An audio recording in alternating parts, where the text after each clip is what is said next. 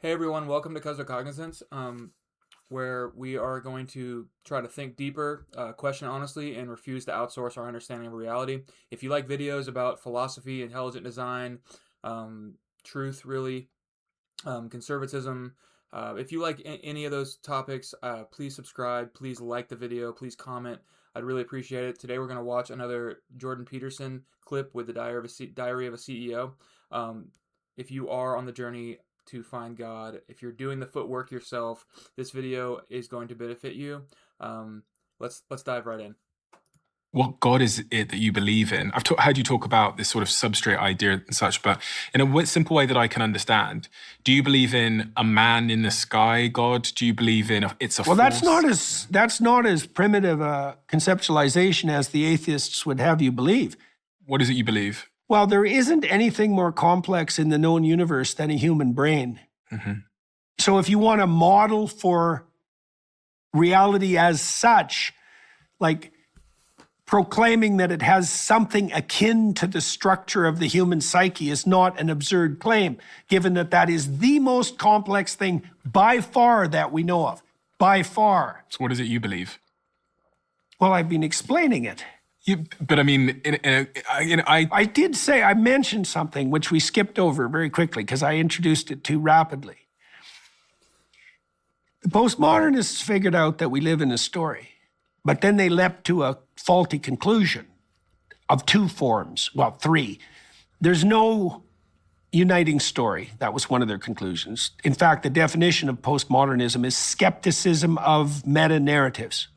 There's no uniting story. It's like, well, that's a stupid theory because there's no union. So what? There's just diversity. Well, we worship diversity now in this utterly foolish manner. There's no difference between diversity and war. Without a uniting narrative, there's nothing but war. So, no, that's not going to work. Wrong. Hedonistic self-gratification. There's Michel Foucault for you to a T. It's like, why is that wrong? Why can't people just do what they want with whoever they want all the time?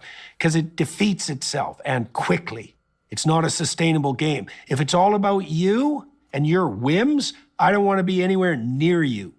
And that won't be so good for you. That's not going to work. Power. That's really where the postmodernists landed with their, what would you say, temptation to turn towards Marx. It's all about power. It's like, first of all, that's probably a confession. See, I honestly, I think right here he's kind of highlighting selflessness, which is really a huge theme of the Bible, of the Gospels, and the importance of selflessness, and why following your whims is really just is just kind of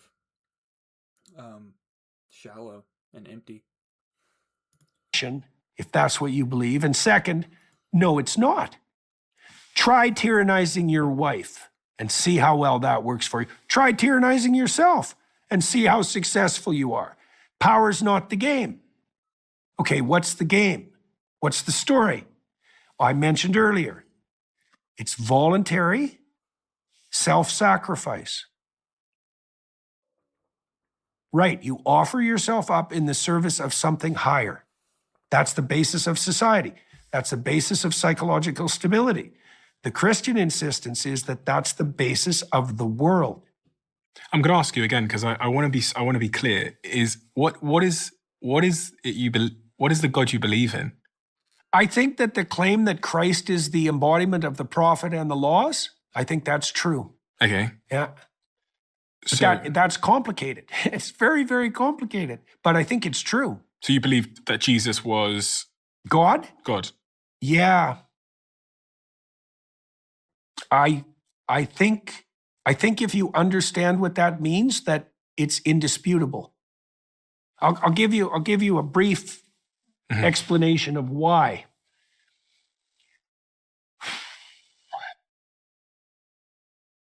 Christ takes the sins of the world onto himself. So that means all the problems that there are his problems. Right. Okay, so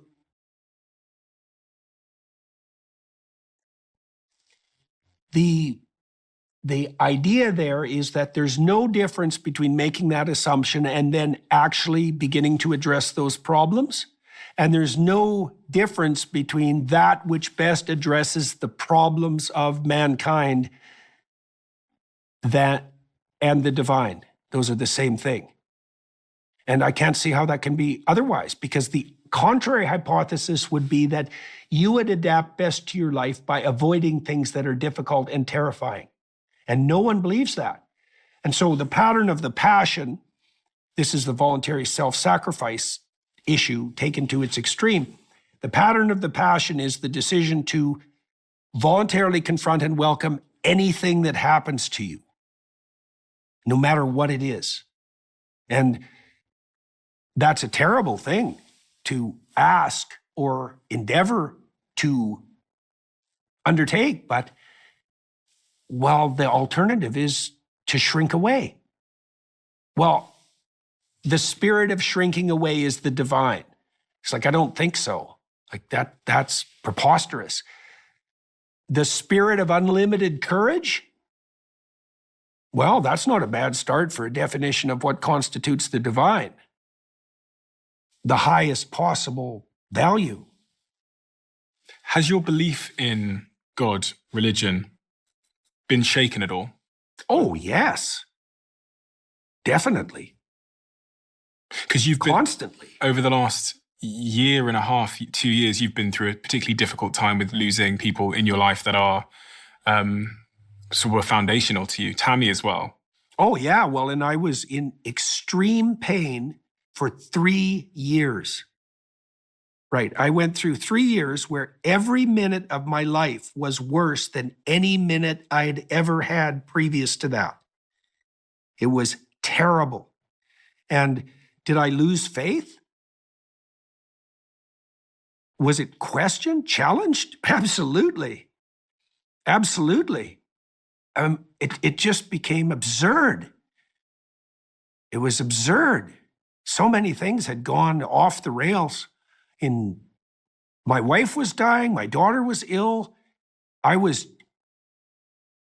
Things had blown up around me in 50 different ways. And I was like seriously in pain. It was terrible. I was walking like 12 miles a day because I couldn't sit. I did that for months. Winter, rain, whenever. I had a friend who walked with me. It was terrible. And yeah, I mean, I thought, what was the desperation? It wasn't even the pain. It was the fact that I was in such terrible shape that I felt that I believed that I was a burden to everyone around me and that was only likely to get worse. And I thought, what's the sense in this? What's the possible significance of this? So yes, everyone's faith is challenged. I mean, Christ himself cries in despair out to God on the cross. And the story wouldn't be believable without that. Like, if you're going to live, you're going to be pushed past your limit, right? If you're going to live. So, but who knows what you discover when you're pushed past your limit? In that moment, I've been in my relationship for some time now, and I genuinely think I'd rather die myself than my partner die.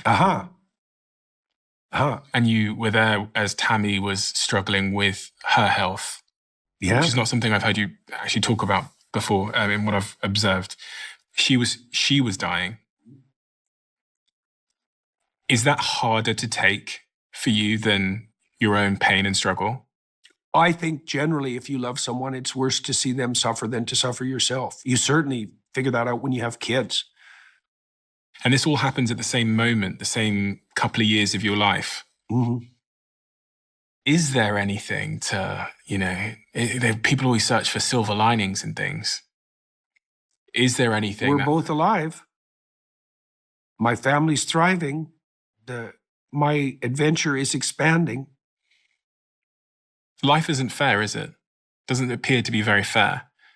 Because, this is how your story ended in that regard, but I don't know if an adventure is fair. I don't even know if that's what we want. Like, this is something I really came to understand more deeply when writing this book. Now, what are we built for? We're built for maximal challenge. And that isn't the way we view ourselves in the modern world. We view ourselves as built for pleasure, pornography. We view ourselves as built for consumption or for safety or for maybe for egotistical self-aggrandizement and fame. Those are, look, all of those things are better than their absence, let's say. I think part of the reason that Andrew Tate is so popular among young men, because it's better to be a successful reprobate than a useless scrounger. Seriously. But that's why the villain in stories is often admirable compared to the coward, right? At least the villain is out there like doing villain things, but. At least he has meaning. Well, and he's not. The villain, at least the villain has meaning. The villain's on a quest of sorts. Yeah. A committed villain can learn. That's another thing too. What are we built for? I think we're built for maximal challenge. And that's way more interesting. I mean, one of the things that, I figured out that that totalitarian state. See, one thing I have learned on my journey is that personal responsibility is tied to self-worth, in the sense that the more I'm able to take on personal responsibility, the more I improve my self-esteem, so to speak. And that kind of goes with what he's saying. It's the ability to accept the burden of existence, right? Can we sort of create an adventure so magnificent that it justifies the catastrophe of our lives? And when I say catastrophe, I mean like, just the life is suffering, right? That's going to happen. Yeah, let's hop back in. Were a consequence of lies in about 1985. I really figured it out. I'd been reading Solzhenitsyn and Carl Jung. I was reading a lot. I was really obsessed by it. I thought, oh, I see. So hell is the dominion of the lie. Okay, so what do you do about that? Well, you stop lying. That's how you fight it. And that means you do that in your own life. You just stop. You practice stopping. You practice not doing the things you know you shouldn't do. You practice paying attention to your words to see if they're landing solidly and they make you confident instead of weak, right? You abandon your short-term desire for control and power, understanding that there isn't anything better that can happen to you than what happens if you tell the truth, right? No matter what it looks like to you in the moment. It's a strange thing, but I can't see how it could be otherwise, because you'd have to hypothesize that you're going to align yourself with life, with nature, with society, with God, with yourself by lying. No one believes that. You might think you can get away with it. That's way different, right? But no one believes that. So then what happens in consequence of that? Well, I think what happens in consequence of that is what happened to Abraham. Your life just goes like this. Just opens and opens and opens and opens. And I don't think there's any limit to that. And that's ridiculously entertaining. Like unbearably entertaining. There's what you want in your life. You want it to be unbearably entertaining. And it's funny, when you watch people go to movies, I mean, James Bond, right? That's an unbearably entertaining life. And that's what people want to see when they go to a theater, because that's what they want. That's what they want. And maybe all the sorrow and catastrophe that's part of that has to be part of it, because otherwise there's nothing about it that's glorious.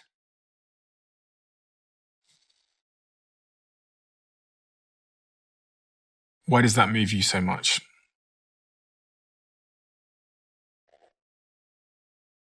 Because life is very wide.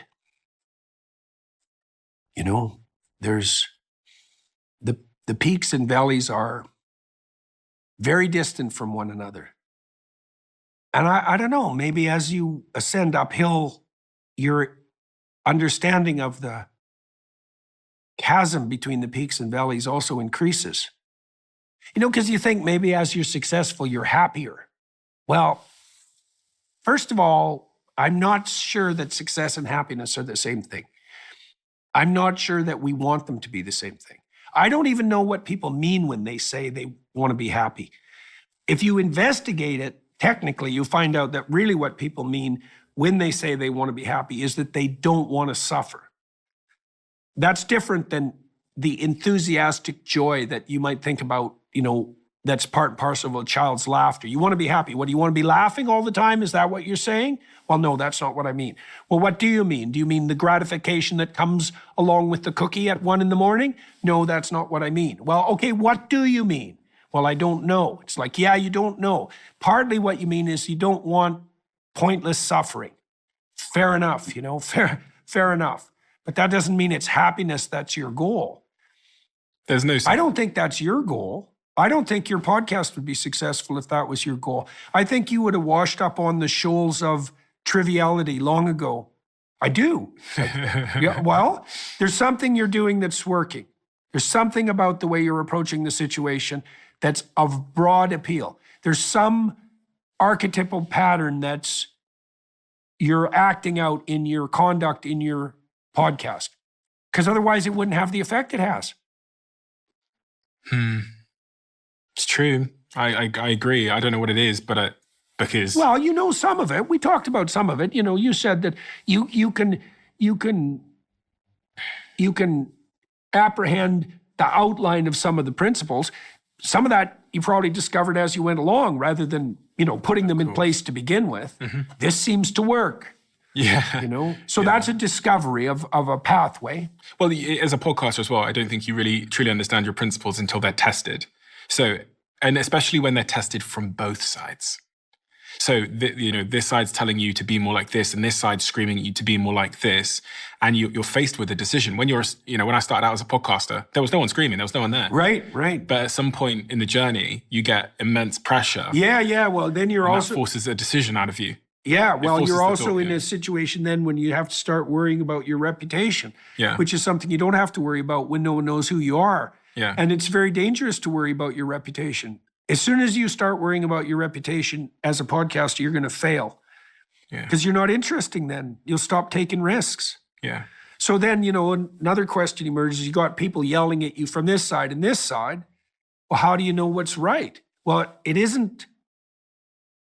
Partly it's by listening because you want to pay attention to your audience, but there's something guiding you if you do what you're doing properly that has nothing to do with the clamor. Yeah.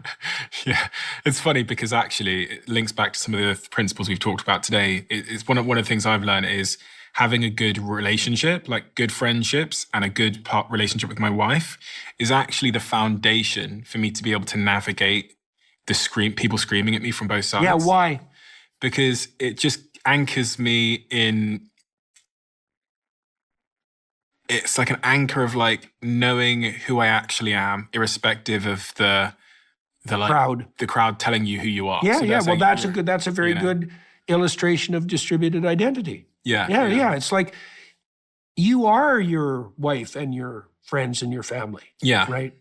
There's no, fundamentally, there cannot be any separation there. That's, and when you said you experienced that, it's like that's part of what gives you a foundation. It's like, that's not illusory. Mm. And it's nice because, as you said, like when I go out into the world, everyone is very nice to me. Mm-hmm. It's just if you spend too long on the internet, people scream at you from both sides. They say, do it more like this, do it like this. Where are the CEOs? This is called Diary of a CEO. We want more of these kind of guests. You should talk about this, politics, Trump, Kamala, Trump. And in the middle of that, you're going, fucking hell. And that's where you have to take some time to really like tune into yourself and go, who am I and why am I doing this? And what are my principles? And irrespective of the principles I choose or I believe in, there's going to be suffering and there's going to be sacrifice and there's going to be great adventure as well. Mm-hmm. And one thing I really like that helps me for some bizarre reason is the knowledge that I will die someday.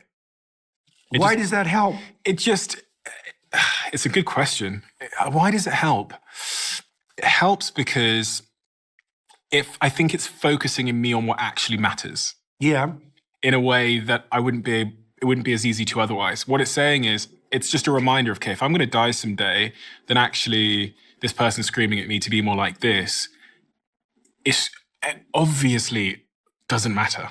Like, it obviously doesn't matter in the context of my other priorities. Well, it might be that death is what makes things matter. Scarcity always makes the value of something. Yeah. Well, right. But then we're talking about a kind of ultimate scarcity. Yeah. And like, you can ask yourself, one of the fundamental questions you can ask yourself is, what is the nature of the real? Right? And I think death makes things real. I agree. Yeah. That's why it's an important, I don't know, seems like a weird thing to say, but it reminds me that what's trivial and what's not. Mm-hmm. In the context of a finite amount of resources, time, attention that I can commit, it's foolish to commit some of them to some of the things that I find myself committing them to sometimes when I remind myself of that death. How do you pick your guests? Curiosity. Yeah, I pick people I want to talk to. Yeah. It's like, I'd like to hear what that person has to say. Yeah, and it's something that I'm trying to learn. So it's typically, when I'd seen you wrote a book called We Who Wrestle with God. That's the word Israel, eh? That's what Israel means. Uh-huh. Yeah. And that's the chosen people of God, Israel. I didn't know that. Yeah. But I thought this is a subject that I'm curious about. Yeah. So I would like to talk to Jordan to see if he can help me, fill in this sort of jigsaw puzzle in my brain of subject matters that relate to this. And I evolve. I'm probably going to have kids soon. And when I have my kids, I'm going to be curious about parenthood, and I'm going to speak to, guests that can help me with that. That's been my framework. Mm-hmm. And it's worked in terms of, I still like doing this. Well, there's no reason to. So when I'm on stage lecturing, I'm on a journey. It's a real journey. Yeah. It's not an act. Like, I pose a question to myself before I go on stage. It's a question I want the answer to, and I don't have. And I go on stage and I try to move towards the answer. And people come along, and I want to go there, and they want to come along. It's a good deal. And the podcasts are like that. If you're doing them honestly, it's like, I want to talk to this person. That's a really nice way of thinking about it, moving towards an answer. Yeah. Not even sure what the answer is, but... Well, and it'll change as you approach it. Move towards the answer. Right? The questions and the answers change as you move towards it. That's okay. That's fine. If you love the Diary of a CEO brand and you watch this channel, please do me a huge... Yeah, so like I said, the video was extremely thought-provoking. And life doesn't get easier. It gets heavier. And the question is like, will you carry it, or like, are you going to let it crush you? Self-sacrifice isn't weakness in my eyes. I think it's the decision to trade comfort for growth, really, and to face what you're afraid of, to become stronger than your excuses. So don't just listen to these words from Peterson. Try to live them. If this spoke to you, stay with the channel, subscribe, and I'll see you in the next one.